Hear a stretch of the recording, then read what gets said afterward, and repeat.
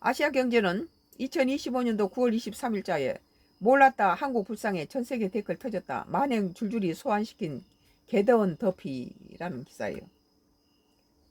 개더운 호랑이 캐릭터 더피 인기에 한국 호랑이 멸종사 등의 일제 만행 소환, 조회수 114만 기록, 전세계 누리꾼 분노, 중국도 영하 731 흔행 속 반일 정서 고조, 일본이 한국 호랑이를 멸종시켰다. 이안보 대부분은 10대 소녀였다.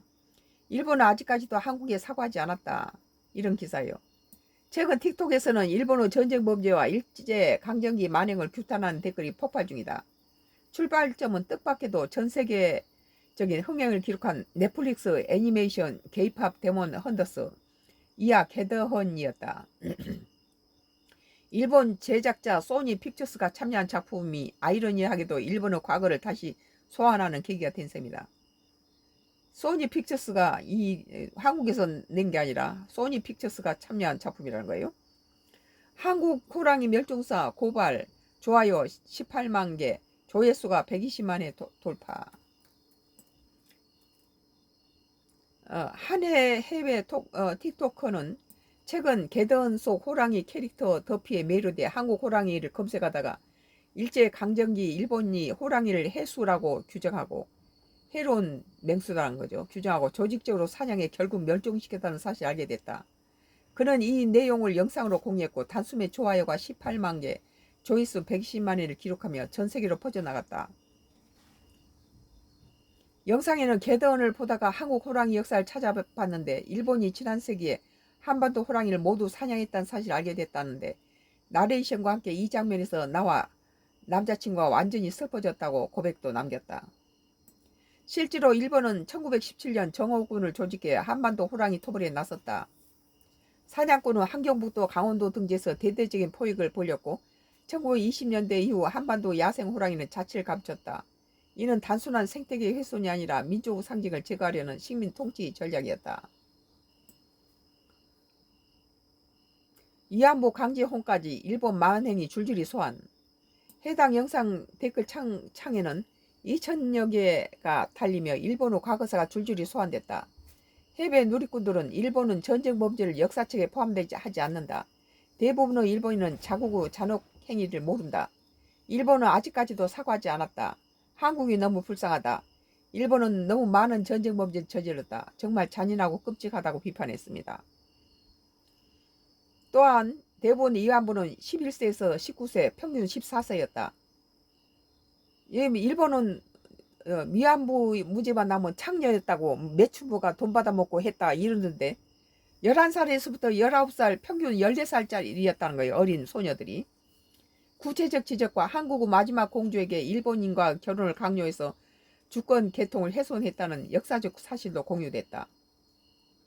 한 누리꾼은 일본의 역사는 아름답지 않지만 지난 수년간 리브랜딩에만 열중해왔다고 꼬집었다. 국내 누리꾼들 역시 개더헌이 그 누구도 못했던 일을 해냈다. 개더헌이 일본 만행을 세계에 알렸다. 문화의 힘이 대단하다. 살다 보니 이런 날도 온다. 전 세계가 진실을 알아야 한다. 이제는 부디 사과하라는 등의 반응을 보였다. 동시에 일본 자본인 소니가 제작에 참여했다는 점이 아이러니하다는 반응도 나왔다. 이것이 전부 일본 소니가 일본 거잖아요. 소니가 제작했다는 거예요. 다행스러운 일이죠. 그 나라에서 이런 것을 할 수 있다는 거 참 일본이 대단하다 그렇게 생각이 들어요.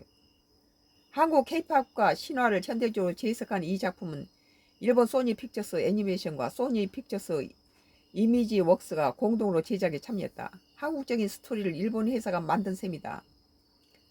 그 결과물이 아이러니하게도 일본의 과거 만행을 다시 환기하는 계기가 된 것이다.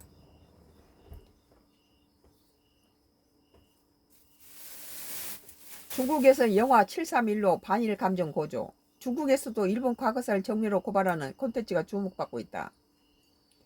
최근 개봉한 영화 731은 제2차 세계대전 당시 일본군 731 부대가 자행한 생체 실험 만행을 다루었다. 이 영화는 개봉 첫날 3억 위안 약 585억 원을 벌어들이며 중국 영화 사상 최고 기록을 세웠다. 만주사변 발발일 9월 18일에 맞춰 공개된 이 작품은 3,000명 이상의 중국인, 한국인, 러시아인이 희생된 사실을 토대로 제작됐다. 중국 관광객들은 오성 홍기를 흔들며 영화를 관람했고 일본인들은 너무 잔인하다, 용서할 수 없다라고 목소리를 높였다.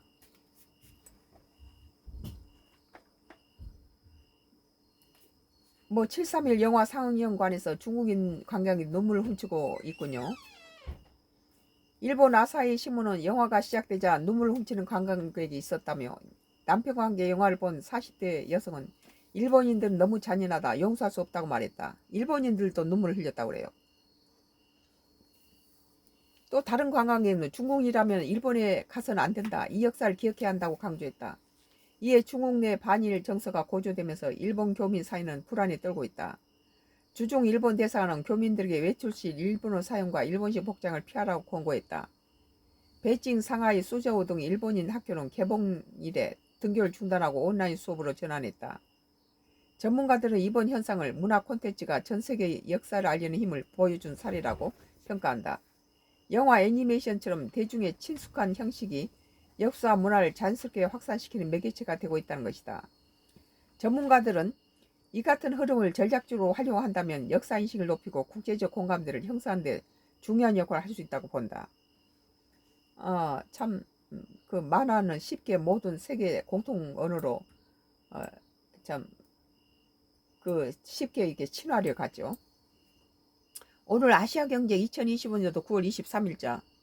몰랐다, 한국 불쌍해, 전세계에 댓글 터졌다. 만행 줄줄이 소환시킨 캐던 더피. 이 만화 영화는 일본 소니에서 이렇게 애니메이션이 참여한 작품이라고 그래요. 썬가 크루스의 나의 정치 코멘트였습니다. 이제 이번엔 또 트럼프 얘기인데요.